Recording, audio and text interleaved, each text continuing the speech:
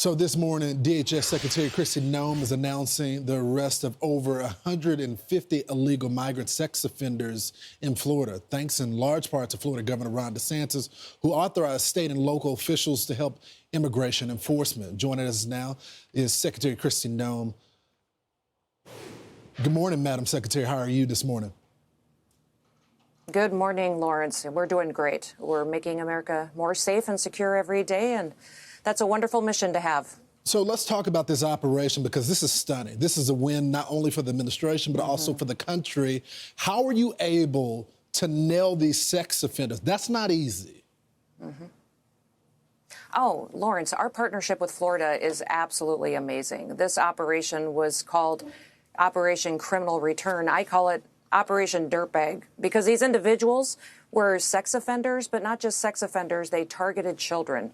So sexual assault, battery, attempted homicide. These 150 individuals will be gone off of our streets. Our kids will be safer. And this partnership with Governor DeSantis in Florida is a model that we want to replicate across the country. These individuals should have never been in our country to begin with. The fact that they were sexual deviants and perverts, and now we've gotten them off of our streets, it's remarkable, and we need to do more of it. So, Madam Secretary, you guys also surge resources into Chicago.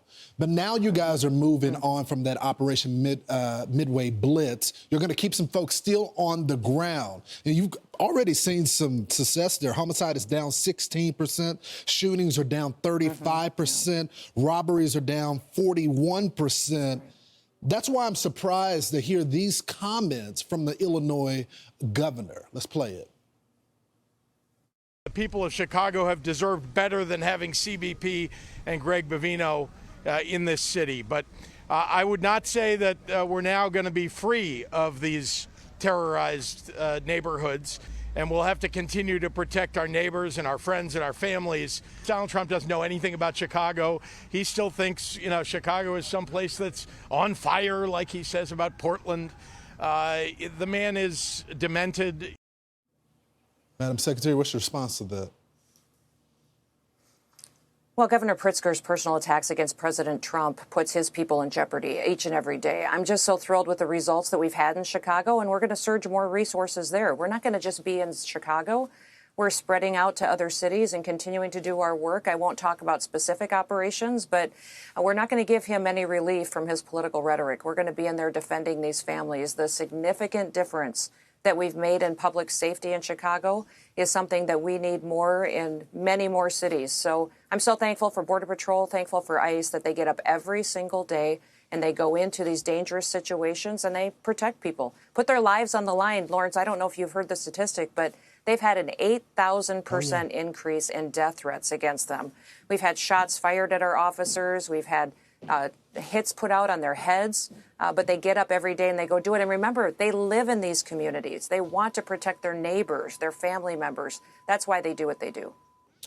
So now that you guys are getting the bad guys out of the country, there's this debate, even amongst some conservatives, about the legal path and the visa process. Some of the people that don't want to be citizens, but they want to have visas. I want to play this exchange between the president and our own Laura Ingraham yesterday. Let's play it. And does that mean the H-1B visa thing will not be a big priority for your administration? Because if you want to raise wages for American workers, you can't flood the country with tens of thousands or hundreds of thousands of foreign workers. You also do have to bring in talent. When we have plenty of talented people here. here. No, you don't. We don't have talented people here? No, you don't have certain talents, and people have to learn. You can't take people off an unemployment line and say, I'm going to put you into a factory where we're going to make missiles. So, Madam Secretary, it's not just these visas, it's other visas of people, look, that want to come to the country. They don't even necessarily want to be citizens, but they're hardworking. What is the administration's position on these visas? Now, we're going to keep using our visa programs. We're just going to make sure that they have integrity, that we're actually doing the vetting of the individuals who come into this country, that they want to be here for the right reasons, that they're not supporters of terrorists and organizations that hate America. And that's what I think is so remarkable is under the Trump administration, we've sped up our process and added integrity to the visa programs, to green cards, to all of that. But also more people are becoming naturalized under this administration than ever before. More people are becoming citizens because we're not just streamlining and building some processes back into our immigration policies. We're also making sure that these individuals that are coming into our country and get that privilege, that they actually are here for the right reasons. The Biden administration let thousands of terrorists into this country. They opened the southern border. They abused our asylum programs, abused our protective programs and visa programs, and we fixed all of it. It's remarkable what President Trump has done, and it's because he's a great leader. He's a visionary, and this man is going to go down as a legend in history as our greatest president ever. Madam Secretary, how do y'all make the determination on enforcement? Because you got some folks that had clearly broken the law when they crossed the southern border, but they're not the worst of the worst. And you got farmers and ranchers. You're hearing it from all over. You're even hearing it from some of my friends in ICE and Border Patrol. How do you guys make the decision on who you guys are going to target with these operations? Because that's a big debate right now.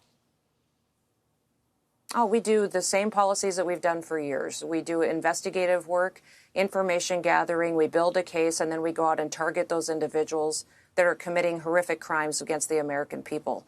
And when those people are brought into justice and who they're hanging out with, and individuals are vetted that are around them and with them in apartments or on the street to make sure that those individuals should be here as well.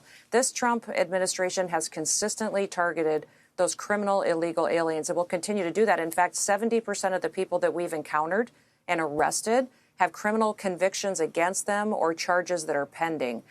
The fact that those individuals are off our streets today is remarkable. Thousands of gang members, thousands of cartel members, and thousands of known and suspected terrorists have been interdicted and brought off the streets. Every day I talk to victims' families who are just so grateful that every single individual that we pull off these streets that commits crimes against them will hopefully protect another family from having to go through what they did. Especially those 150 sex offenders that could have posed a lot of danger to our communities all across the country. Madam Secretary, thank you so much for joining the program this morning. Want even more Fox News on YouTube? Become a Fox News Patriot today. Click join to find out how.